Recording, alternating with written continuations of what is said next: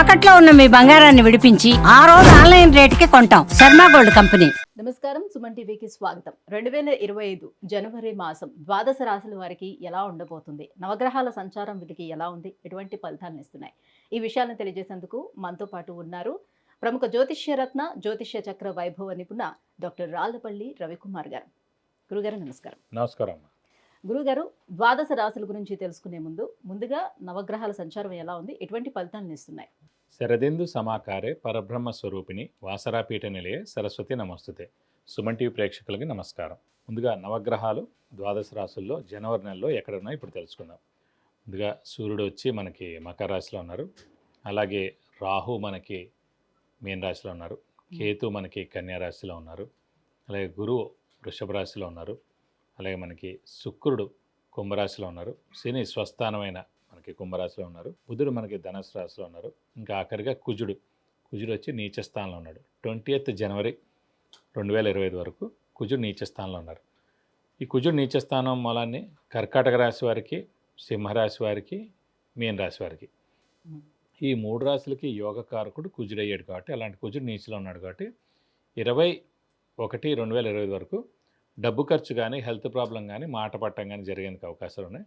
చిన్న యాక్సిడెంట్ కూడా జరిగేందుకు అవకాశం ఉన్నాయి. కాబట్టి కొంచెం జాగ్రత్త వహిస్తే సరిపోతుంది. సో 21/2025 తోటి కుజుడు కూడా నీచత్వం వెళ్ళిపోతుంది కాబట్టి ప్రపంచం అంతా కూడా ఈ కెలామిటీస్, న్యాచురల్ కెలామిటీస్ ఇలాంటివన్నీ కూడా తగ్గుతాయని ఖచ్చితంగా మనం చెప్పుకోవచ్చు. గురుగారు, ధనుసు రాశి వారికి నవగ్రహాల్లోని మేజర్ గ్రహాలైనటువంటి గురు, శని, రాహుకేతువులు ఇవి ఎటువంటి ఫలితాన్ని ఇస్తున్నాయి, ఏ స్థానాల్లో ఉన్నాయి? తప్పకుండా అమ్మ. ధనుసు రాశి అనగానే మనకి మూల 1, 2, 3, 4 పాదాలు, పూర్వాషాఢ 1, 2, 3, 4 పాదాలు, ఉత్తరాషాఢ 1వ పాదం, ఈ నక్షత్రాల సమూహం అంతా మనకి ధనుసు రాశిలోకి వస్తుంది. అదనంగా ధనుసు రాశి వారికి ప్రతిదైన స్ట్రైట్ ఫార్వర్డ్ ముక్కుసూటితనం ఉంటుంది కదా. విల్లు ఎక్కువ పెట్టిన ఇది చూస్తే మీకే తెలుస్తుంది. సో కాబట్టి వీళ్ళకి స్నేహితులు కూడా తక్కువగా ఉంటారు. సాధారణంగా గొడవలు ఎక్కువ ఉంటాయి, శత్రువులు కూడా ఎక్కువగా ఉంటారు. అలా అని చెప్పి వీళ్ళు ఎదురుకుండా ఎవరు మళ్ళీ మాట్లాడలేరు. వీళ్ళు వెనకాల ఎవరైనా మాట్లాడాలి కానీ వీళ్ళు ఎదురుకుండా నిలబడి మాట్లాడాలి. ఎందుకంటే వీళ్ళు చాలా నీతి నిజాయితీ, స్ట్రైట్ ఫార్వర్డ్ ముక్కుసూటిగా ఉంటారు కాబట్టి. సో వీళ్ళకి రాష్ట్రాధిపతి అయిన గురువే 6వ స్థానంలో ఉన్నాడు. 6వ స్థానం ఇందాక కూడా చెప్పుకున్న 6వ స్థానం, 8వ స్థానం, 12వ స్థానం దుస్థానాలు అంటారు. 6th house అంటే డెట్స్, మిజరీస్, ఎనిమీస్. కాబట్టి శత్రువులు, అప్పులు ఎక్కువగా ఉండడం, బాధలు ఎక్కువగా ఉండడం అనేవి ప్రస్తుతం ఉన్నాయి.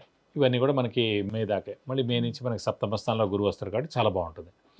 కాబట్టి ప్రస్తుతం ఈ అప్పులు ఎక్కువగా ఉండడం, అనారోగ్యం ఎక్కువగా ఉండడం, పనులు జరగకపోవడం, బాగా కష్టపడితే కానీ పనులు జరగకపోవడం, 2-3 సార్లు వెళ్తే కానీ కూడా జరగకపోవడం, ఇలాంటివన్నీ జరుగుతాయి. అలాగే శ్రమ, కాలం, ధనం వ్యర్థం అవడం, రావాల్సిన బాకీలు ఆలస్యం అవడం, అలాగే షూరిటీస్ కూడా పెట్టకూడదండి, మధ్యవర్తిత్వం వహించకూడదు. అలాగే వ్యాపారస్తులు కూడా మిశ్రమంగా ఉంది. కొత్త వ్యాపారం స్టార్ట్ చేయొద్దు, ఎక్స్పాన్షన్ వెళ్ళొద్దు. ఉన్నది ఏది ఉందో ప్రస్తుతం నడిపించండి. 7వ స్థానంలో గురువు వచ్చిన తర్వాత కొత్త వ్యాపారం స్టార్ట్ చేసుకోవచ్చు, అది మే నుంచి.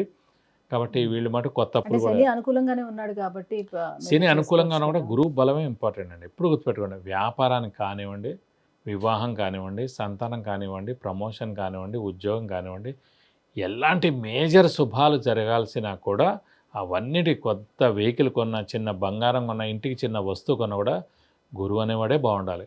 మిగతా 8 గ్రహాలు మామూలుగా ఉన్నా కూడా పర్వాలేదు. గోచారీత్యా, జాతకరీత్యా అంటే మళ్ళీ శుభగ్రహాలైన చంద్రుడు, బుధుడు, గురువు, శుక్రుడు నలుగురు బాగుండాలి. గోచారీత్యా మటుకు మిగతా 8 గ్రహాలు మామూలుగా ఉన్నా కూడా గురువు అనేవాడు ఒక్కడు బాగుంటాయి కనుక ఆ ఏడాది వివాహం కానివాడు వివాహం, సంతానం లేని వాడు సంతానం, నిరుద్యోగులకు ఉద్యోగం, ఉద్యోగం లేని వాళ్ళకి ప్రమోషన్, అన్నీ కూడా ఆ ఏడాది వస్తాయి, ఖచ్చితంగా వస్తాయి అన్నమాట.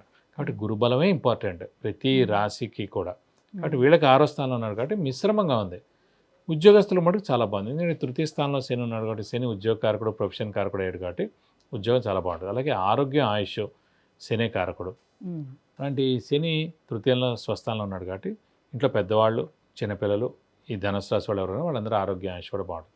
కానీ 8వ స్థానంలో కుజుడు ఉన్నాడు, జనవరి 20 తారీఖు దాకా ఉన్నాడు. 8వ స్థానం అనేది మనకి యాక్సిడెంట్ స్థానం ప్లస్ మరణ స్థానం కూడా అన్నమాట. సో అక్కడ కుజుడు ఉన్నందుకు చిన్న యాక్సిడెంట్ జరిగేందుకు అవకాశం ఉంది. ఇంట్లో చిన్నగా పడడం, దెబ్బలు తగలడం, రోడ్డు మీద పడడం, ఇలాంటివి ఏమైనా జరిగేందుకు అవకాశం ఉంది.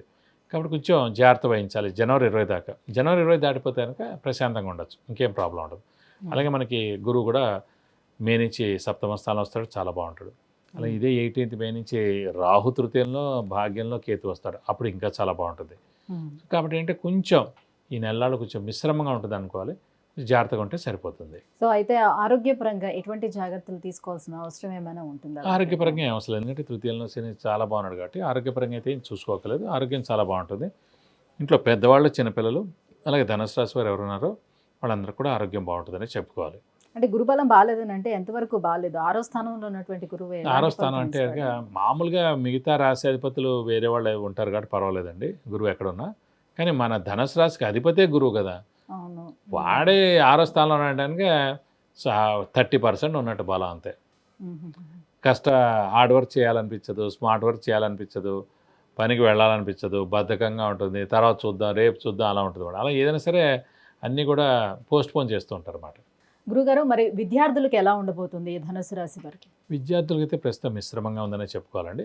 మే నుంచి గురుబలం స్టార్ట్ అవుతుంది కాబట్టి వాళ్ళకి అప్పుడు సరైన సమయం అండి.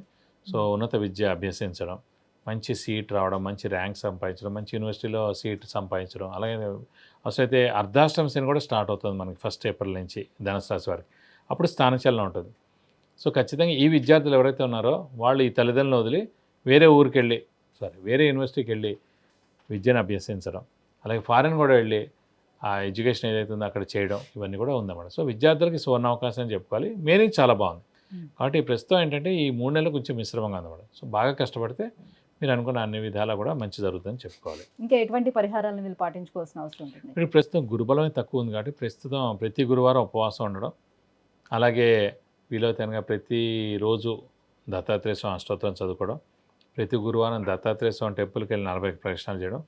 ఇప్పుడు ఇంకా గురుబలం ఇంకా 3 నెలలు 4 నెలలు ఉంది కాబట్టి రావాలంటే గురువుకి 16,000 సార్లు జపం చేయించి శనగపప్పు కేజీంప ఒక yellow lungi 1000 rupees worth gold item దానం ఇస్తే కనుక గురువు యొక్క దోషం ఉంది అన్ని తొలపి మీకు అన్ని విధాలు మంచి చేకూరుతుంది. విద్య, ఉద్యోగం, విదేశీయానం, వివాహం, వ్యాపారం, సంతానం, గృహం, ఐశ్వర్యం వీటన్నిటికీ సంబంధించి ఎటువంటి విషయాలు తెలుసుకోవాలన్నా కింద స్క్రోల్ అవుతున్నటువంటి నెంబర్కి కాల్ చేసి గురుగారి యొక్క అపాయింట్మెంట్ పొందవచ్చు. గురుగారు, ధనుసు రాశి వారికి జనవరి మాసం ఎలా ఉండబోతుంది, ఎటువంటి పరిహారాన్ని పాటించుకుంటే బాగుంటుంది, ఈ విషయాన్ని తెలియజేసినందుకు ధన్యవాదాలు. నమస్కారం.